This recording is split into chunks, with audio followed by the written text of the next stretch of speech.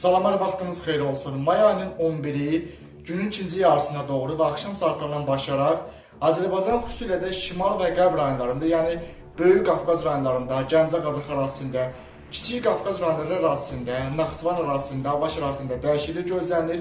Prosesin sonrakı inkişafı nəticəsində isə mərkəzi Aran rayonlarında, Cəlilabad, Astara ərazilərində və Xəzər dənizinə yaxın olan şərq rayonlarında da hava şəraitinin dəyişilməsi gözlənilir.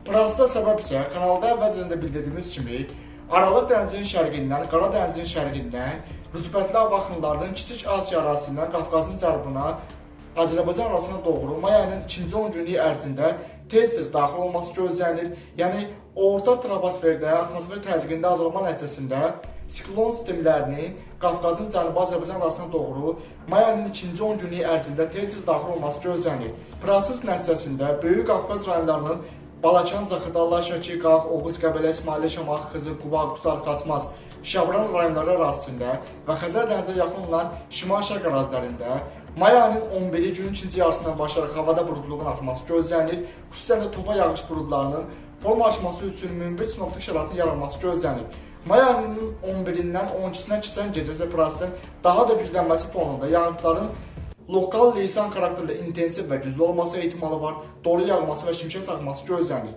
Proses nəticəsində leysan yağışlarının yağdığı ərazilərdə küləklərin də qısa müddət ərzində güclənməsi ehtimalı var. Proses nəticəsində ərazidən axan çaylarda cürsulluğun artması gözlənilir və lokal xarakterli sel daşqın hadisələrində artım ehtimalı var. May ayının 11-i günün ikinci yarısından başlayaraq may ayının 19-una qədər olan müddət ərzində Böyük Qafqaz rayonları arasında hava şəraitinin gün ərzində tez-tez dəyişilməsi nəticəsində yağıntıların tez-tez lokal leysan xarakterli intensiv və güclü olması riski var. Bu barədə yenilənmiş məlumatlar kanalda yayınlanacaq. Azərbaycanın şimal-qərb ərazilərində, yəni Qazax, Ağstabat, Tovuz, Şəmkir, Gəncə, Mingəçevir, Gölgül ərazilərində, eyni zamanda Goranboy, Naxçıvan ərazilərində və Kiçik Qafqaz rayonlarının Daşkəsən, Gədəbəy, Kəlbəcər, Şuşa, Laçın, Xankəndi, Zəngəzur, Zəngilan ərazilərində və Naxçıvanın Sədərək, Ordubad, Şahbaz ərazilərində də may ayının 11-i günün ikinci yarısına doğru havada buludluluğun xeyli artması gözlənilir. May ayının 11-dən 12-dən keçən gecə isə topa yağış buludlarının güclü inkişafı fonunda yağıntıların da lokal leysan xarakterli intensiv və güclü olması ehtimalı var. Proses nəticəsində ərazidən axan çaylarda gürsulluğun artması və sel daşqın hadisələrində artım ehtimalı var. May ayının 11-dən, yəni may ayının 11-i günün ikinci yarısından başlayaraq 19 may gündüz saatlarına qədər olan müddət ərzində Kiçik Qafqaz rayonları ərazisində və Naxçıvan ərazisində tez-tez havada dəyişiklik gözlənilir və yağıntıların tez-tez leysan xarakterli olması ehtimalı var. Bu barədə yenilənmiş məlumatlar kanalda yayınlanacaq.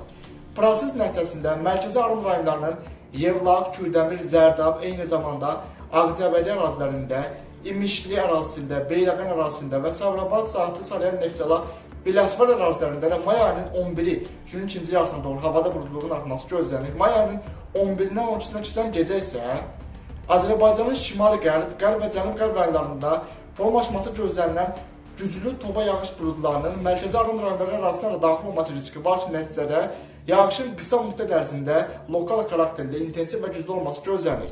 Ümumilikdə isə may ayının 11-i günün ikinci yarısından başlayaraq 19 may gündüz saatlarına qədər olan müddət ərzində Azərbaycanın mərkəzi Aran rayonlarında da hava şəraitinin gün ərzində bir neçə dəfə tez-tez dəyişilməsi gözlənilir. Yağıntıların da lokal leysan xarakterli qısa müddət ərzində intensivləşməsi ehtimalı var.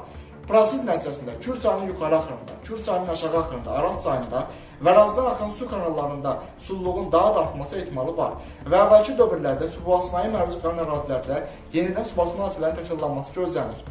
Bu barədə yenilənmiş məlumatlar kanalda yayınlanacaq.